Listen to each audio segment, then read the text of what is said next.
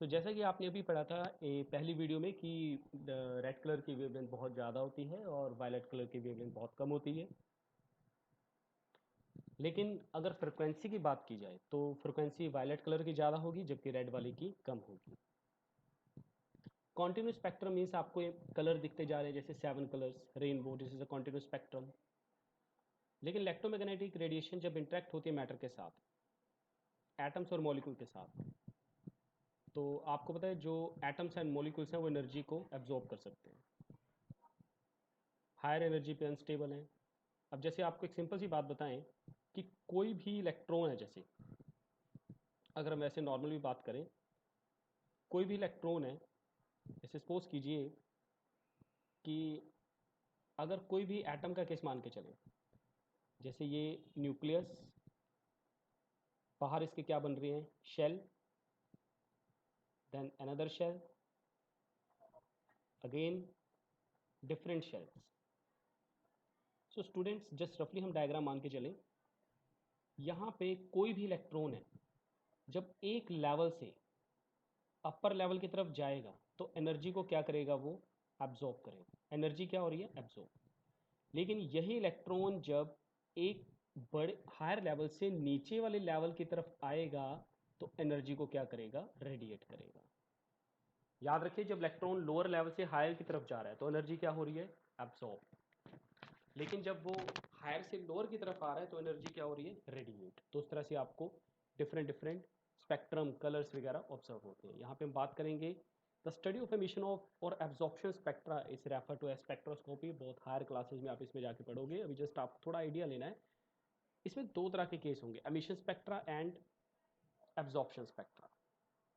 Right, कौन कौन से, जैसे लाइन स्पेक्ट्रा है, तो इसमें जैसे जिस सिस्टम में पढ़े, the emission spectra of atom in a gas phase on the other hand do not show a continuous spread of wavelength from red to violet, rather they emit light only at specific wavelength with dark space between them. Such spectra called line spectrum. Line spectra means साथ के साथ colour show नहीं करेगा, line wise colour show करेगा, बीच में dark space होंगे, जैसे blue फिर डार्क रीजन आ गया फिर येलो, इस तरह से। हम दो तरह के स्पेक्ट्रम पढ़ेंगे यहाँ पे, एक तो होगा आपका that is emission spectra. In case of emission spectra, जैसे ये देखिए, मैं आपको बहुत इंपॉर्टेंट यहाँ पे एक ट्रिक बताने जा रहा हूँ।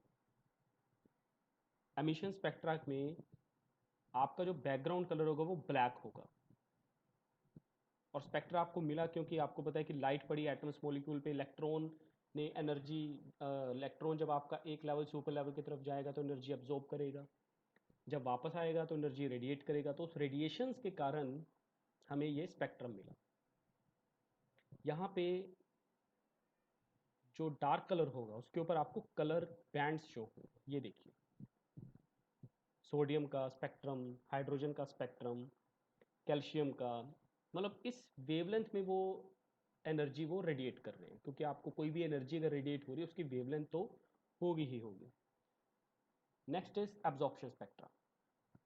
यहाँ पे सॉरी, एब्जॉर्प्शन स्पेक्ट्रा के केस में जो यहाँ पे आपको बेसिकली क्या है कि कलरफुल मेटल होगा, क्या होगा, कलरफुल मेटल। तो कलरफुल आपको स्क्रीन पे ब्लैक कलर के शो होंगे सिंबल, एक तरह से। तो यहाँ पे हमने सबसे बड़ा डिफरेंस तो यही याद रखना है यहाँ पे। ये देखिए, जैसे एमिशन स्पेक्ट्रम में आपको मैंने बताया ब्लैक पीछे स्क्रीन होगी, आगे कलरफुल बैंड शो होंगे। लेकिन एब्जॉर्प्शन स्पेक्ट्रम में क्या है, कलरफुल स्क्रीन है और ब्लैक कलर के आपको लाइंस ऑप्टेन होगी, दोनों ऑपोजिट हैं, ठीक है। तो उसके बाद ये आती है आपकी बेलमर सीरीज। ये बेलमर सीरीज बेसिकली क्या है कि इलेक्ट्रॉन जब हायर लेवल से नीचे वाले की लेवल तरफ आता है तो आपको लाइंस ऑप्टेन होती हैं। जैसे ये देखिए, ये हम नेक्स्ट वीडियो में भी करेंगे, जैसे आपका जो इलेक्ट्रॉन है हायर लेवल से फर्स्ट लेवल की तरफ गिर रहा है, फिर उसके नीचे वाले लेवल से फिर नीचे की तरफ गिर रहा है, तो आपको एक सीरीज ऑप्टेन हो रही है। यहाँ पे देखिए, ये बेलेमर सीरीज है आपकी, विजिबल सीरीज, ठीक है। इसके बारे में डिटेल में हम बाद में करेंगे। तो ये फॉर्मूला होता है एक वेव नंबर का 109677 समथिंग, ये फॉर्मूला, ताकि इलेक्ट्रॉन जब हायर लेवल से नीचे वाले लेवल की तरफ गिरेगा उसके अकॉर्डिंग हम वेव नंबर निकाल सकें। That is the Rydberg constant class 109677। तो सिंपल सी बात में ये है कि इलेक्ट्रॉन जब एक लेवल से ऊपर वाले लेवल की तरफ चला गया तो हमें इतना तो आइडिया हो गया कि एनर्जी को क्या करेगा, एब्जॉर्ब करेगा। लेकिन वही इलेक्ट्रॉन जब ऊपर वाले लेवल से, हायर लेवल से डाउन लेवल की तरफ गिरेगा तो एनर्जी को क्या करेगा, रेडिएट करेगा, रेडिएशन होगी।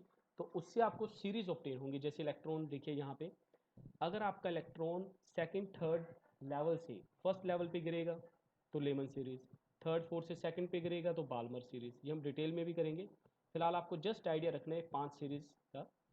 तो स्टूडेंट आज के लेक्चर में हम इतना ही करेंगे।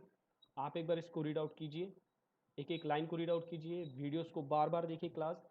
कई बार ऐसा होता है कि हमें लगता है कि वीडियो बस हमने एक बार देख ली हमें आ गया, लेकिन आप बार बार वीडियो देखो ताकि आपको हर बार कोई नई चीज़ सीखने को मिले। सो रिटन प्रैक्टिस भी साथ में रखो स्टूडेंट्स, और बेटर से बेटर अपनी सेल्फ स्टडी रखो आप स्टूडेंट। अगर आपने मेडिकल नॉन मेडिकल रखी है तो एक मान के चलो आपको हार्ड वर्क प्लस डेडिकेशन ये दोनों आपको रख के चलनी होगी। पहले आप, अगर आप कहो कि मैं तो जी 10th क्लास में 1-2 घंटे पढ़ता था, मेरे को तो समझ आ जाता था, वो बहुत एक बड़ा ब्लफ है। यहाँ पे सिर्फ 1-2 घंटे की बात नहीं है, यहाँ पे सेक्रीफाइस की बात है, डेडिकेशन की बात है। पूरे आपको डिटरमाइन होकर अपना फोकस करना है। जितना आप ज़्यादा से ज़्यादा एफर्ट्स करोगे उतने ही आपको अच्छे रिजल्ट मिलेंगे, आपको स्टार्टिंग में समझ आएगा। एंड बेटा अगर आपका +1 का बेस क्लियर हुआ तभी आप कंपटीशन क्रैक कर पाओगे। सो ये लिए कि आप में पूरा एक फोकस होना चाहिए, प्लस साथ में आपका इन्वायरमेंट, प्लस साथ में आपकी कंपनी। ऐसा ना हो आप खेल रहे हो गेम्स वगैरह या यहाँ पे फिर आपका फोकस नहीं हो पाएगा। If you get good result in coming exam you have to do a lot of practice. So student, आज हमने टॉपिक जो कवर किए हैं that is a photoelectric effect. एक बार हम डिस्कस करते हैं फोटोइलेक्ट्रिक इफेक्ट। ये जो इक्वेशंस हैं, थ्रेशोल्ड फ्रिक्वेंसी, कम से कम फ्रिक्वेंसी जो एक इंसिडेंट लाइट के पास होनी चाहिए, ठीक है, ताकि वो थ्रेशोल्ड फ्रिक्वेंसी से ऊपर ही हो। क्योंकि मेटल की तो थ्रेशोल्ड फ्रिक्वेंसी की, जैसे मैंने आपको बताया यहाँ पे पोटाशियम की फ्रिक्वेंसी कितनी थी, 5 पॉइंट समथिंग। अगर उस पर रेड लाइट पड़ी तो उसकी फ्रिक्वेंसी 4 है, कम है, तो इलेक्ट्रॉन नहीं इजेक्टेड होगा, सीधी सी बात है। क्योंकि इलेक्ट्रॉन, अब जैसे यहाँ पे देखिए मेटल है, मेटल में से मुझे इलेक्ट्रॉन बाहर निकालने हैं। मान लीजिए मेरी लाइट जो यहाँ पे पड़ रही है ये फोटोन है, अगर इसकी फ्रिक्वेंसी मेटल की थ्रेशोल्ड फ्रिक्वेंसी कम है तो कोई इलेक्ट्रॉन नहीं निकलेंगे, बिल्कुल भी नहीं निकलेंगे। अगर बाई चांस थ्रेशोल्ड फ्रिक्वेंसी से ज़्यादा हो गई तो इलेक्ट्रॉन आपके क्या हो जाएंगे, इजेक्टेड हो जाएंगे। तो ये हमने डिस्कस किया आज। उसके बाद हमने यहाँ पे पढ़ा ड्यू नेचर के बारे में, कुछ न्यूमेरिकल्स प्रॉब्लम, स्पेक्ट्रम के बारे में पढ़ा, कॉन्टिन्यूस स्पेक्ट्रम, दो तरह के spectrum, emission and absorption. Emission के केस में आपको पता होना चाहिए ब्लैक सरफेस है, ऊपर कलरफुल लाइंस आएंगी, और एब्जॉर्प्शन के केस में कलरफुल सरफेस है, ऊपर ब्लैक आपको। अच्छा, स्पेक्ट्रम आया क्यों? क्योंकि क्लास जब भी लाइट पड़ती है एटम्स मॉलिक्यूल में, इलेक्ट्रॉन एनर्जी को एब्जॉर्ब कर लेते हैं, हायर लेवल पे चले जाते हैं। जब हायर लेवल से नीचे की तरफ आते हैं तो एनर्जी को रेडिएट कर देते हैं, सिंपल। तो उस तरह से आपने ये फॉर्मूला पढ़ा रिडबर्ग कांस्टेंट वाला। बाकी सीरीज़ के बारे में हम नेक्स्ट वीडियो में डिटेल में करेंगे।